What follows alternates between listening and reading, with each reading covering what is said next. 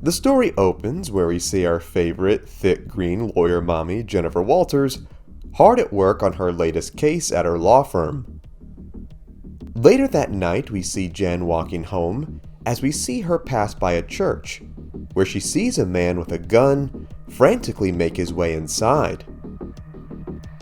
Totally not about to let some poor churchgoers get got, Jen makes her way into the building, where we see that this was Eddie Brock during the time of the Alien Suit saga, furious at Spider-Man for ruining his life.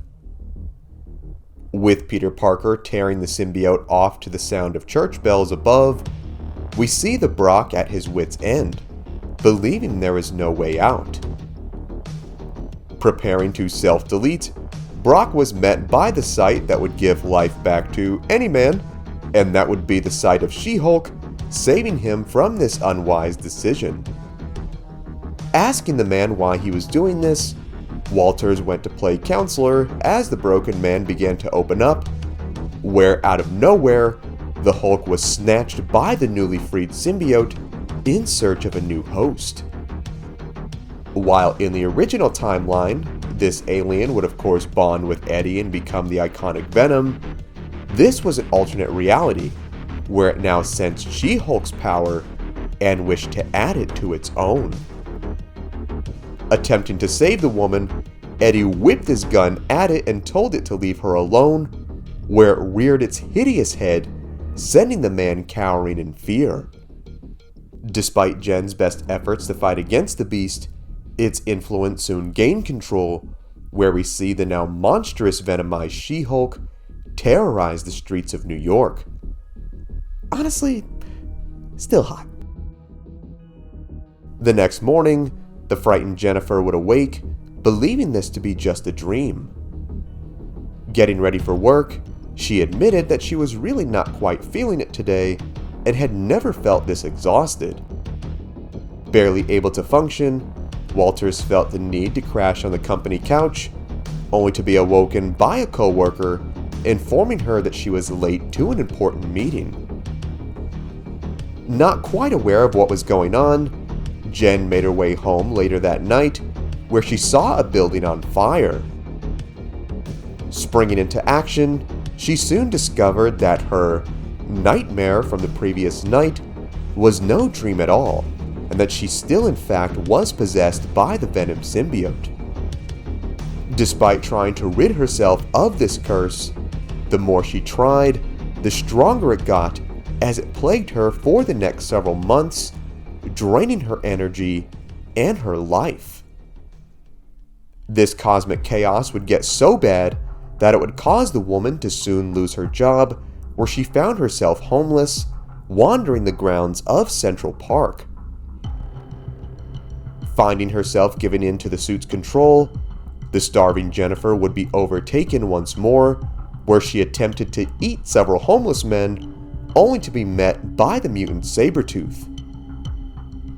Combating the brute, the pair would pummel each other into the streets, where Victor would gain the upper hand and tear a piece off of her symbiotic skin. Wondering just what the heck was going on, the alien would actually let this happen and let Sabertooth get away with this sample, with the clueless and powerless Jen completely baffled as to why this was happening. Reverting back to her humanoid form, the depressed former hero made her way from the wreckage, where she was soon called out by a local cab driver. Saying that she could not afford a ride, the man said this is not what he was here for. The mysterious individual then revealed that he could tell Jen was dealing with something abnormal, and that he himself was no stranger to hearing voices in his head. He then told her that he worked with Moon Knight in the past, and that he may be able to help with Jen's current condition. Willing to accept this kind stranger's help, Walters told the man to lead the way. Man, crazy big green muscle mommy with personality issues? This cab driver knows what he likes. Me too, man. Me too. Later on in Chinatown, we see another mysterious man come to a bar, asking for a shot of bourbon. As the bartender poured his drink, we see another individual watching his every move. Approaching the man, the cloaked stranger said he was here to see his boss, where the dude then brandished a gun, telling him to get lost while there was still time.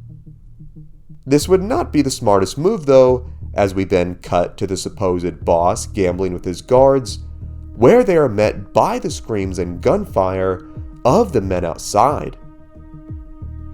Going to defend their rather rotund homie, these men were met by a terrible fate where they were eviscerated right before their master's eyes.